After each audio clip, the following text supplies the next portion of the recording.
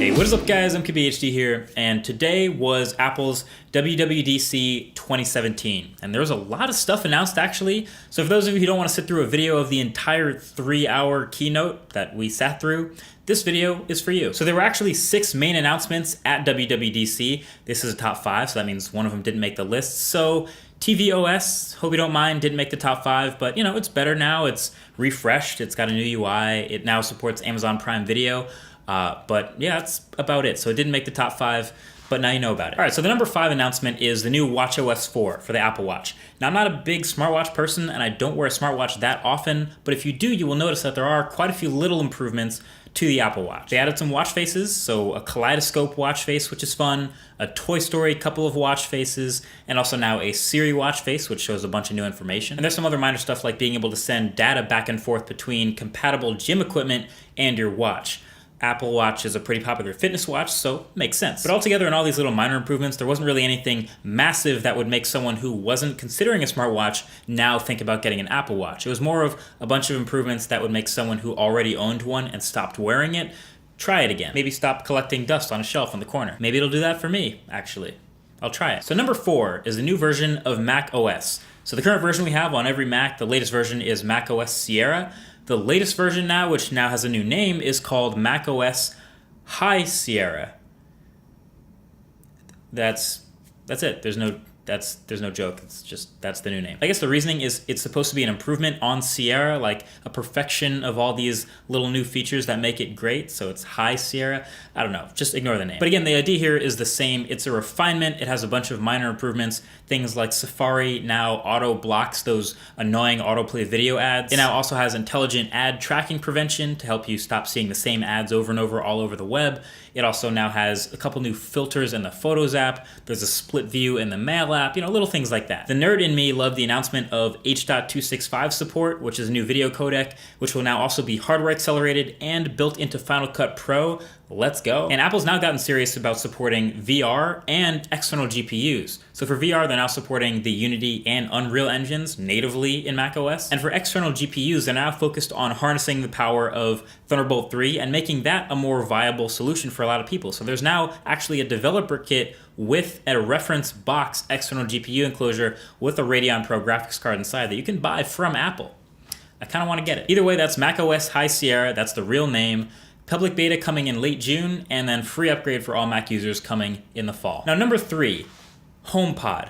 Now, this was the announcement that was probably the most hyped coming into this event. We knew like a tiny bit of what might be shown, but there's a whole lot more that just got revealed, and it was a bit of a surprise. So the HomePod is this balloon-sized, like small toaster-sized hi-fi speaker that also has some assistant features built in on top. Side note, I personally don't think HomePod is that good of an idea for a name. I would have gone with something probably more like Apple Home or Siri Home or Siri Speaker or whatever, something like that. But, you know, iPod branding is still strong, and it is a speaker first, so they went with HomePod. So this thing has 7 tweeters, these horns all the way around the circumference, around the base, so omnidirectional audio there, and then a 4-inch woofer firing upwards. And Apple spent a lot of time hyping and talking about how good this thing is going to sound. It is definitely a premium hi-fi speaker first. It's going to have some smart features that can detect wherever you put it. If it's near a wall, it'll know to bounce certain sounds off of that wall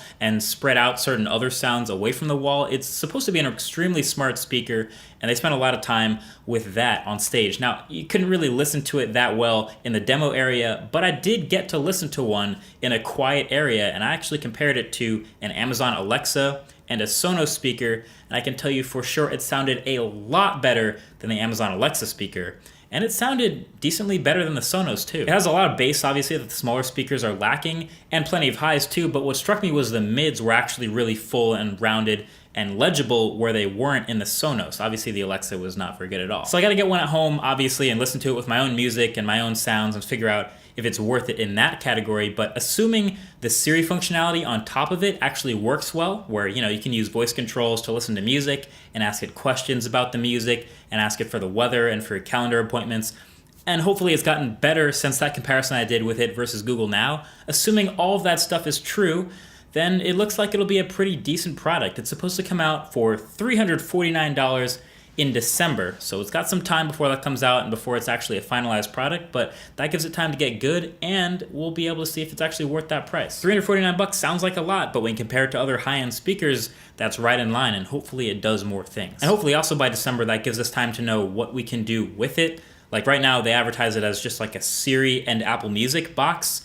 But what if I don't use Siri or Apple? What if I use Google and Google Play Music or Spotify or SoundCloud or any of those things? Will it work as just a Bluetooth speaker? I don't know. That's to be seen. All right, so number 2 is iOS 11. And this got a lot of little features added to it, and then a surprisingly big visual refresh. They didn't even talk about it that much, but it's a lot flatter and more colorful now, but it's clean. It's clean. So the new features include things like iMessage in iCloud. So now when you switch between phones, it'll also bring all your iMessages across. You can Apple Pay between people. So now if you want to pay someone who also has an iPhone, you can use Apple Pay inside iMessage to pay them. So that kind of makes it tough on things like Venmo and PayPal if this catches on. There's H.265 video support again, and there's also now a high efficiency image format, which will supposedly take a lot less space on your phone with all the photos you take. And there's new image processing to make better quality photos from the camera. And Siri got a new voice. It's a little bit smoother, and there's also a male version too. Here's the forecast for the next 10 days. Sunny, sunny, and sunny.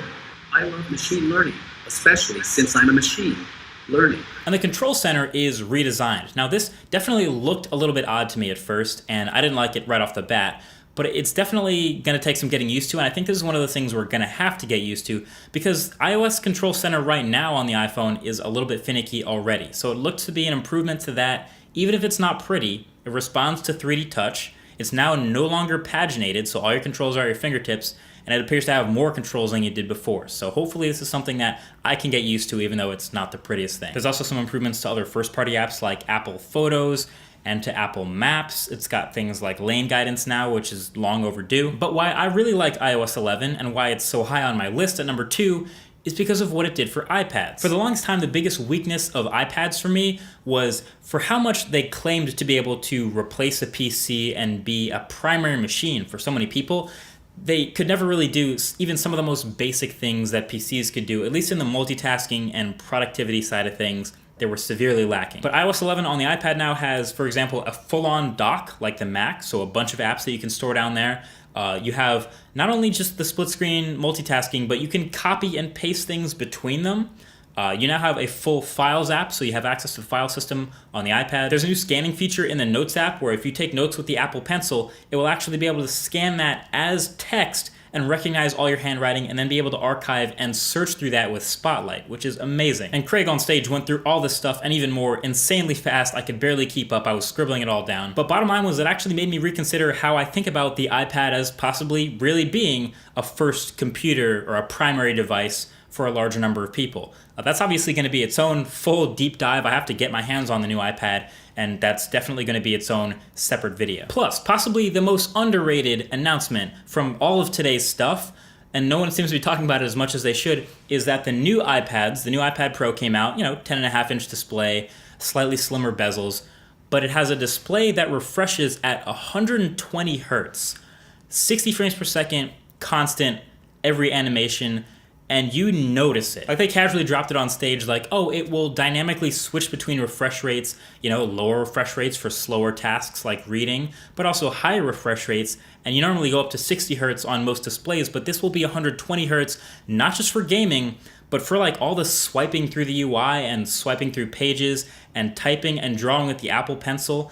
It's extremely responsive. It's like butter. It's like water, like pulling your hand across the UI. It's hard for me to show because this is all 30 frames per second video, but trust me when I say it's very different and people should be pretty excited about that. So that takes us to number 1, the highest profile new announcement from today's WWDC, which is new Macs and the new iMac Pro. So there were hardware refreshes announced throughout all of Apple's lineup. You got new MacBooks, new MacBook Pros, new iMacs. There's now also a baseline $1399 4K iMac and a new baseline $1399 MacBook Pro 13-inch. And all the iMacs now have brighter displays, 500 nits standard, which is great.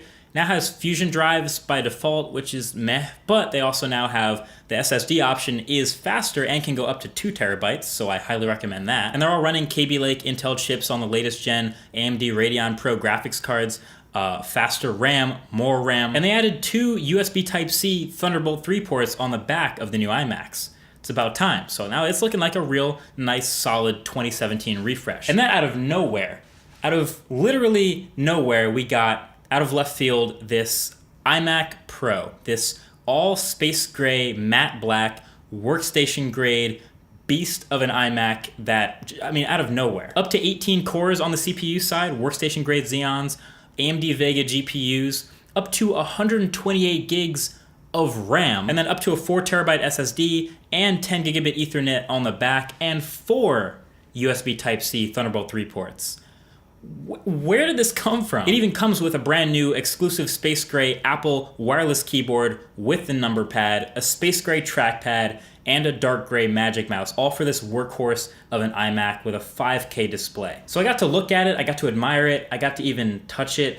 Obviously this thing has my attention. They even kept the SD card slot on the back, which is great. It's looking like a pretty robust suite of I/O for a pro user. And the numbers and the specs are making it look pretty damn tempting for a pro user, for someone who uses Final Cut Pro.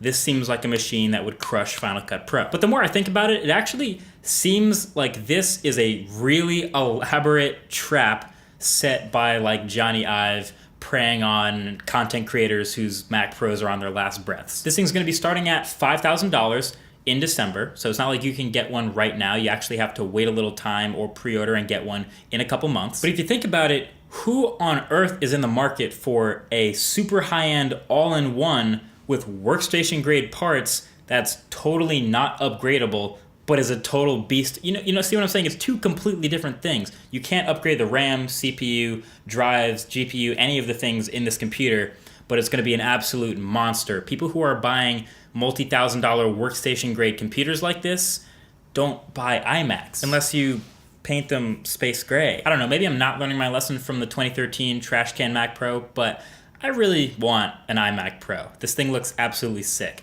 And a lot of people from the photos I posted and the reactions on Twitter have also been really into it too. But either way, let me know what you think. Are you into this iMac Pro or any of the other announcements from WWDC 2017? I'm certainly interested to hear your thoughts down in the comment section below, right below that like button. We're all talking about it all day, and that's where we're geeking out, down there. So that's pretty much it. Thank you for watching this recap video. Hopefully it sufficed your needs for not watching a 3-hour keynote and you got all the info you need. Feel free to share this info for anyone else who might want to see it. That's pretty much it. Thanks for watching. Talk to you guys in the next one. Peace.